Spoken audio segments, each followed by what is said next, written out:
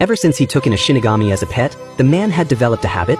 Before leaving home, he would stick a pen refill in the door as a subtle marker. But one day, when he returned, he noticed the refill had been snapped in half. Instantly, he realized someone had broken into his home. Not wanting to raise suspicion, he said nothing. He simply sat down at the table and acted like everything was normal.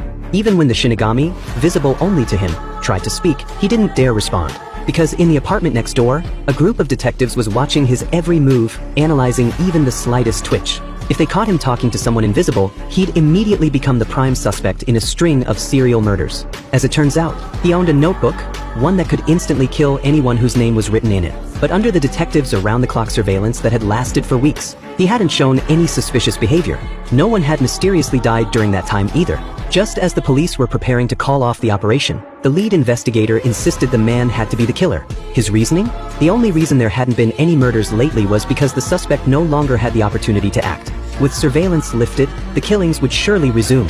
Right when the team was about to make their move and arrest him early, another bizarre death occurred. The victim died of sudden cardiac arrest. Exactly like the previous cases. Everyone rushed to check the live surveillance feed, only to see the man casually munching on potato chips, perfectly relaxed. It was the ultimate alibi. The investigators began doubting themselves. Maybe they had the wrong guy. But what they didn't know was that hidden inside the potato chip bag was a tiny media player and a piece of the death note, small slips of paper torn from the original notebook. His plan was so elaborate, so precise, that even the Shinigami beside him was stunned. With no concrete evidence and no suspicious behavior to report, the police had no choice but to shut down the surveillance and walk away.